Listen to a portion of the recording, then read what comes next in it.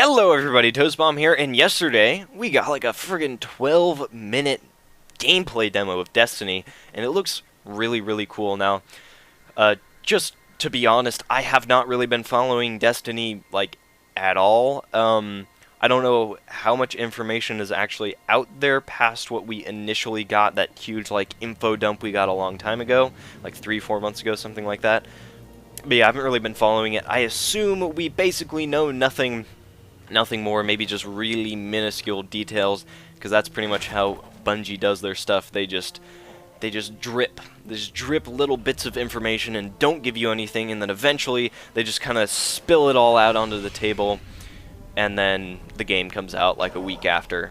And you know, they really don't say much. But we did get this huge video of tons of stuff, information, gameplay, menus, all this stuff that we've never, as far as I know, ever seen before, and this is the first time I've seen it, so it's really interesting and exciting.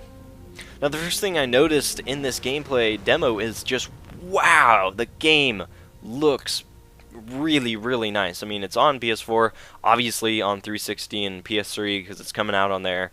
It's not going to look quite as good as this, but holy crap, it looks just outstanding. It looks really good. Some of that lighting stuff that they show later on in the demo is just amazing, right? It is really neat.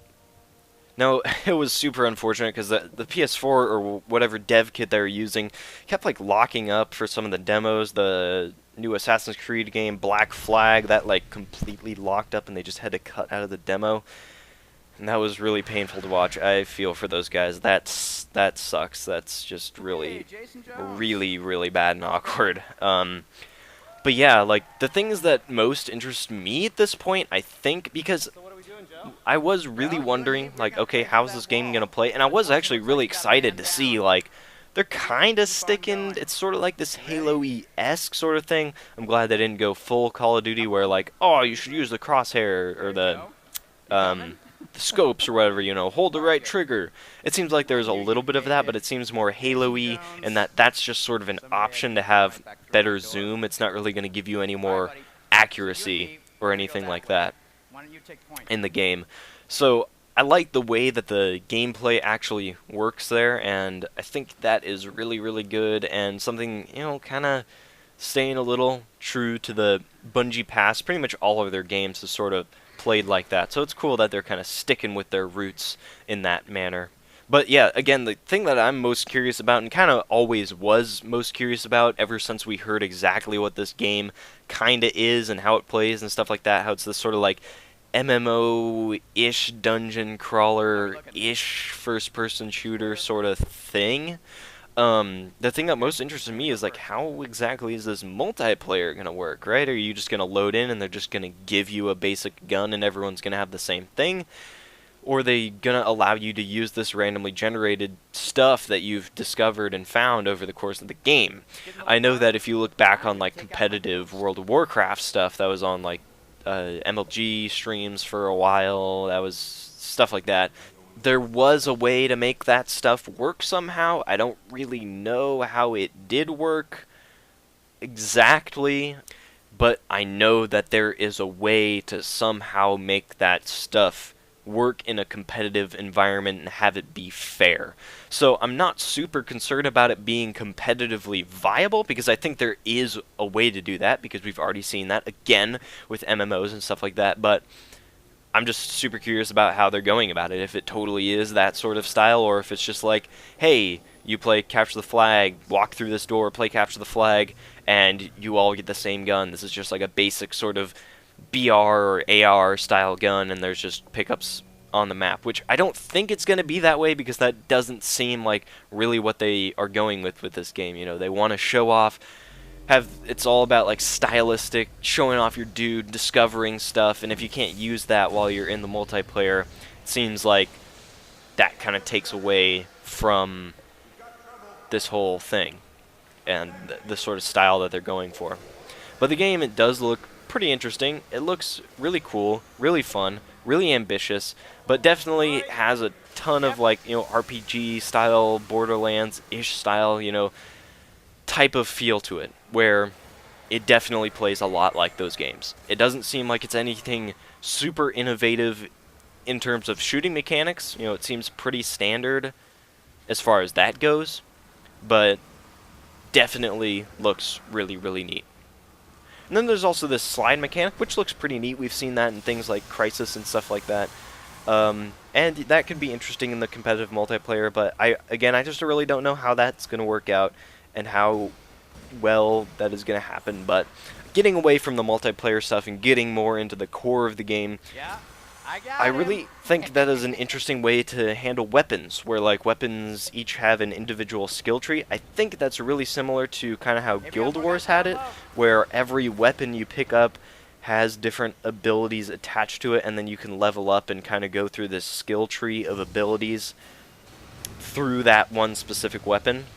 So it's not like you pick the class and then that is what you're stuck with. It's more you pick up this weapon, and then depending upon your class, that's sort of what skill tree appears in that weapon or what weapons you can use, something like that.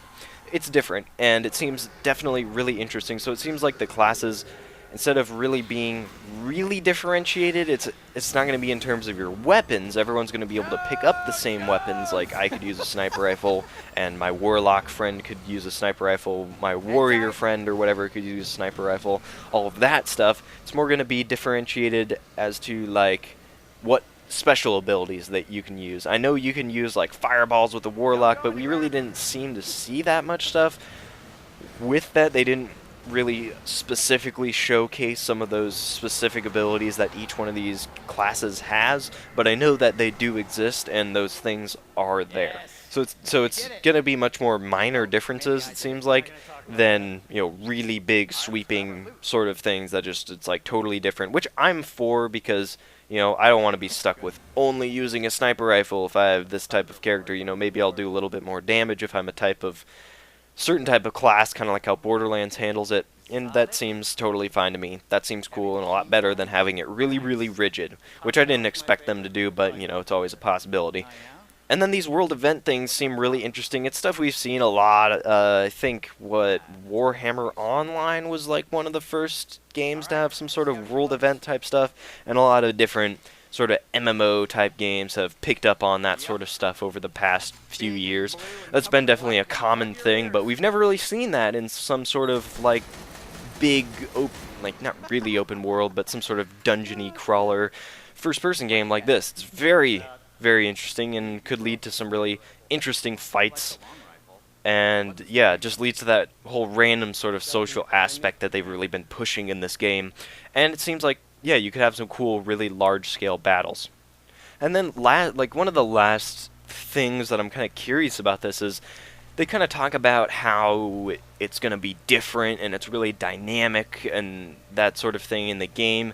But it's hard to, you know, obviously kind of have a sense of this dynamic stuff if you're just sort of playing 12 minutes of a single level. You really don't get an idea of how that is going to be different every time you play it, or how this stuff is going to change. Obviously with the world event, that's not necessarily going to happen every time, but in order to make that stuff more interesting, you kind of have to have a lot of those sorts of events to happen at random in different places, because some of the games that have used that sort of stuff, it's just sort of the same world event that happens every 10 minutes, and it's really not that interesting. It's kind of cool that everyone comes together and is fighting, but if it's just the same thing in the same location over and over again, it starts really not being something really cool, and it ends up not being, you know, dynamic at all, which is one of the things that makes it a lot more interesting, is when it's some sort of huge surprise thing.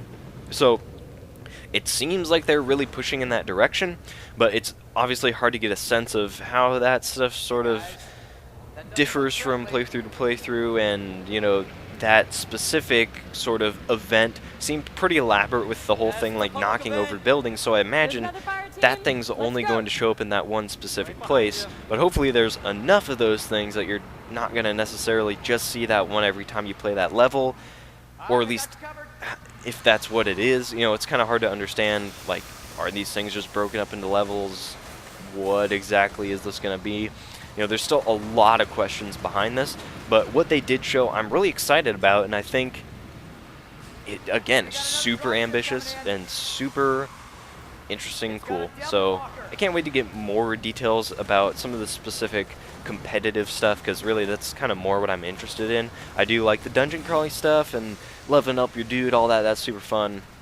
I love doing that stuff. You know, Borderlands is awesome.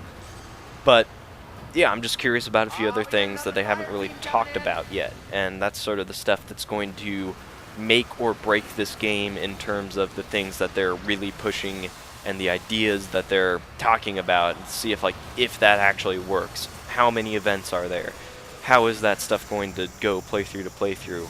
How is randomly generated stuff going to happen? You know, they're going to have a whole bunch of gear so that, you know, not every single person's just going to fight this one boss guy and have the same armor running around. You know, they're going to have a lot of different stuff, so I'm kind of curious to see how that works. But anyways, that'll be it for this one. If you liked the video, you can leave a like or a comment, or you can subscribe, because I post new Halo videos every day. So if you're interested in Halo, you can check that out. But yeah, what do you think about Destiny? Post in the comments. I'm excited. Are you guys? Anyways, see ya. Bye. Jesus Christ. War is coming. We barely survived the last. We must regain the offensive. Well, had to happen sometime.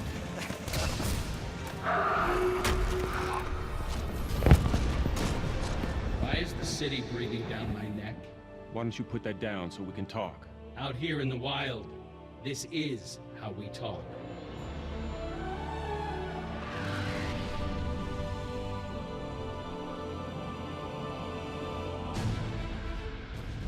Your mission is vital, Guardian.